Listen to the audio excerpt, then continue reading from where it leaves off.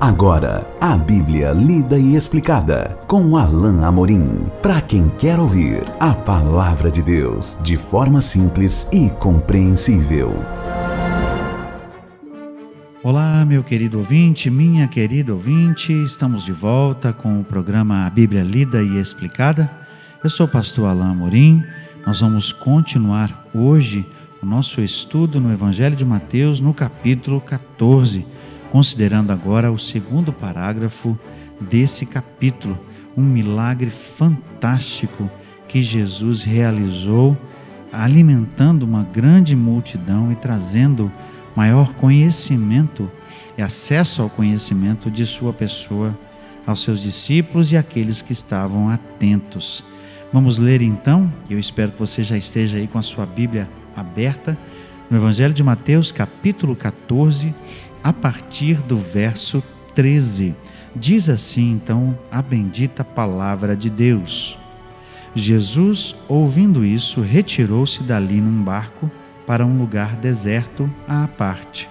Sabendo-o as multidões, vieram da cidade seguindo-o por terra. Desembarcando, viu Jesus uma grande multidão, compadeceu-se dela e curou os seus enfermos. Ao cair da tarde, vieram os discípulos a Jesus e lhe disseram: o lugar é deserto e vai adiantada a hora. Despede, pois, as multidões para que, indo pelas aldeias, comprem para si o que comer. Jesus, porém, lhes disse: não precisam retirar-se, dai-lhes vós mesmos de comer. Mas eles responderam: não temos aqui senão 5 pães e 2 peixes. Então ele disse: trazei-mos. E tendo mandado que a multidão se assentasse sobre a relva, tomando os 5 pães e os 2 peixes, erguendo os olhos ao céu, os abençoou. Depois, tendo partido os pães, deu-os aos discípulos e estes às multidões. Todos comeram e se fartaram, e dos pedaços que sobejaram recolheram ainda 12 cestos cheios. E os que comeram foram cerca de 5.000 homens, além de mulheres e crianças. Esse é um milagre tão extraordinário realizado por Jesus, que ele é um dos 2 únicos milagres que são mencionados em todos os 4 evangelhos. Todos os evangelhos trazem o relato desse feito extraordinário de Jesus. Ele alimentou uma grande multidão. O texto aqui no verso 21 diz que eram cerca de 5.000 homens, além de mulheres e crianças. Se nós pensarmos aí modicamente, nós veremos que talvez multiplicado por 3, nós tivéssemos ali pelo menos 15.000 pessoas, talvez até mais, porque era comum naquele tempo que a família judaica fosse com uma prole considerável, não é? Se nós pensarmos em apenas um filho por família, né, uma esposa e um filho, nós teríamos 15.000, mas é muito provável que fosse maior essa multidão. Então os estudiosos apontam para um número talvez em torno de 20.000 pessoas. Essas pessoas foram até Jesus, como era já de costume. Grandes multidões seguiam Jesus por causa do seu ensinamento, e alguns sim, por causa dos milagres. Muitas pessoas estavam realmente atrás de Jesus porque queriam algo dele, não é?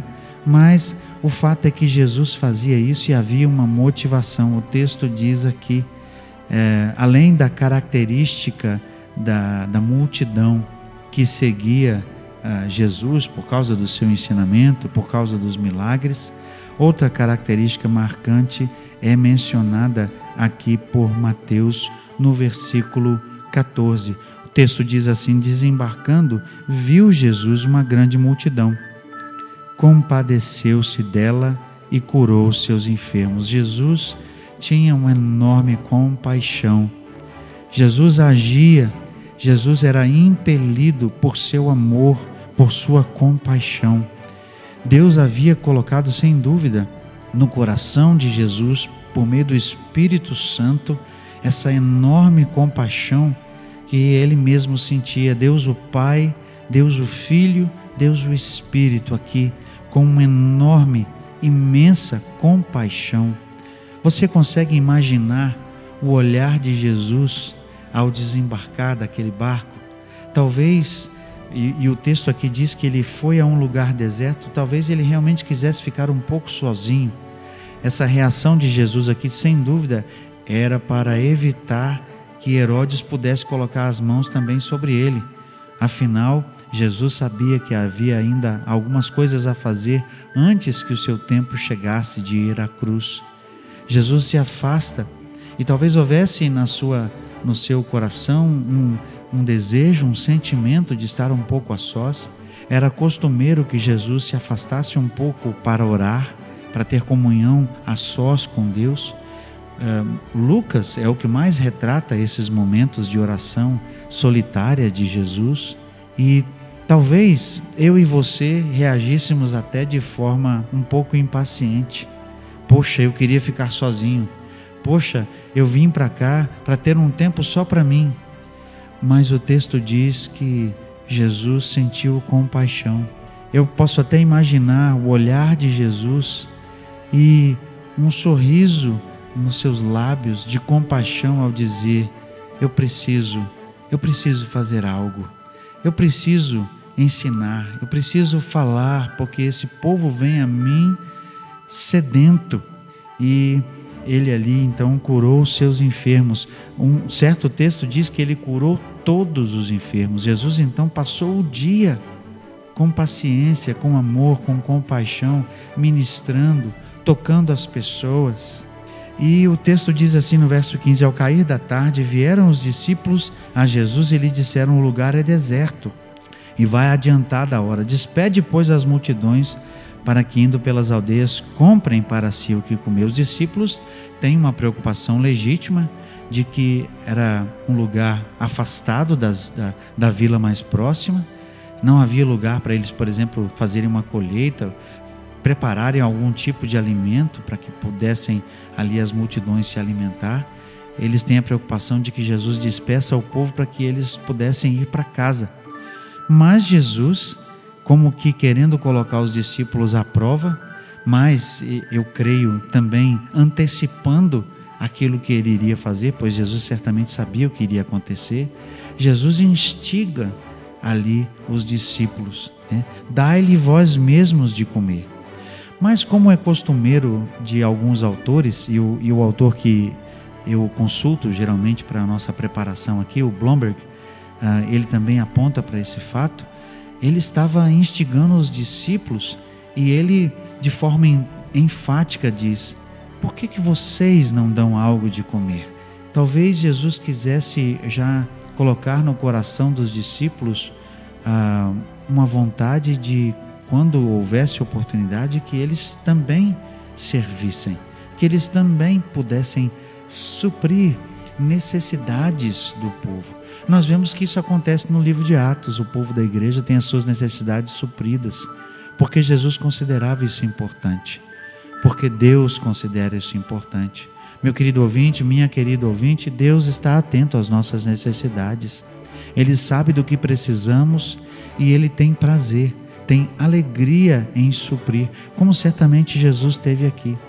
E eu creio que Jesus quis já deixar no coração dos discípulos uma sementinha de misericórdia, de graça e de compaixão que movesse os discípulos no momento certo a auxiliar e a ajudar as pessoas necessitadas. Jesus aqui então chama a atenção para isso e os discípulos ficam assustados. E eles dizem: mestre, nós não temos aqui senão 5 pães e 2 peixes. Nós não temos condição, mestre. Eles certamente disseram. Mas Jesus simplesmente diz: tragam para mim. Não há atenção chamada aqui para o milagre. Nós não sabemos como esse milagre se deu. De forma extraordinária e extraordinariamente simples. O texto diz que Jesus levantou os olhos para o céu, dando graças a Deus, e simplesmente repartiu. Ele fez o que era costumeiro de um pai de família, que no momento da ceia pega o pão e reparte para a sua família. Naquele tempo, aqui nós vemos que eram 5 pães, um pão era suficiente para alimentar 3 pessoas.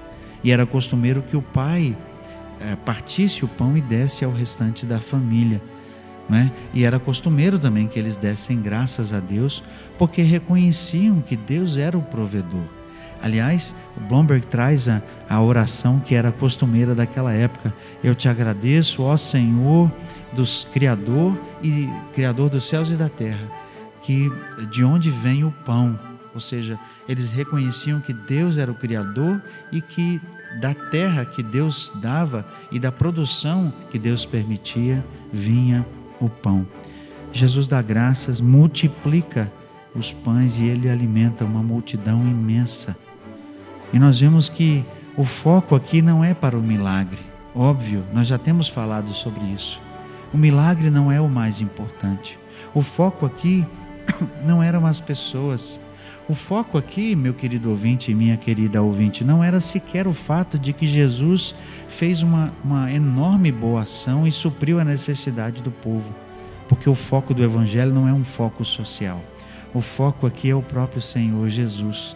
O foco aqui estava no Senhor Jesus, estava no fato de que, assim como Deus lá no tempo do Velho Testamento proveu por meio do maná para uma nação inteira no deserto, aqui Jesus estava provendo para essa grande multidão.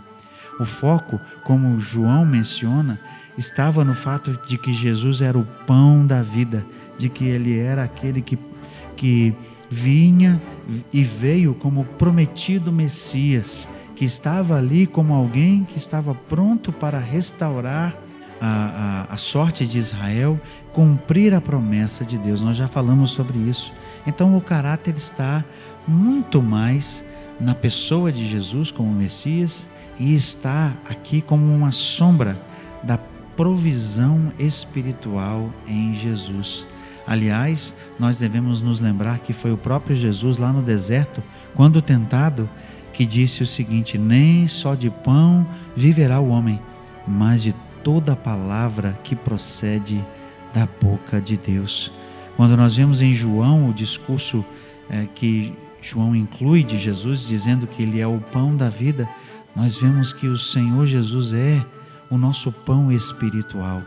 O foco aqui não estava no milagre, mas estava no fato de que isso aqui retrata esse pão espiritual, esse alimento espiritual que o Senhor Jesus se tornou para nós, tendo o seu próprio corpo sido sacrificado por nós, para que ele pudesse nos saciar a nossa fome e a nossa sede de Deus, porque João também retrata que Jesus é a água da vida. Esse é o foco principal. O foco aqui não é ajudar as pessoas, embora isso seja importante. O foco aqui não é a alimentação, embora isso também seja necessário. O foco aqui é a pessoa de Jesus, que de uma forma extraordinária, alimentando essa multidão, provou mais uma vez que ele era o Messias prometido, aquele que veio cumprir a promessa como servo de Deus, como Messias, como servo do Senhor. Veio para ser e cumprir aquilo que Deus havia prometido. Nós vamos ver que Jesus, logo em seguida, também faz um outro milagre extraordinário, mas nós veremos isso juntos no nosso próximo encontro. E até lá, que Deus te abençoe. Acesse agora nossa plataforma e baixe os podcasts www.rede316.com.br. A Bíblia lida e explicada com Alain Amorim.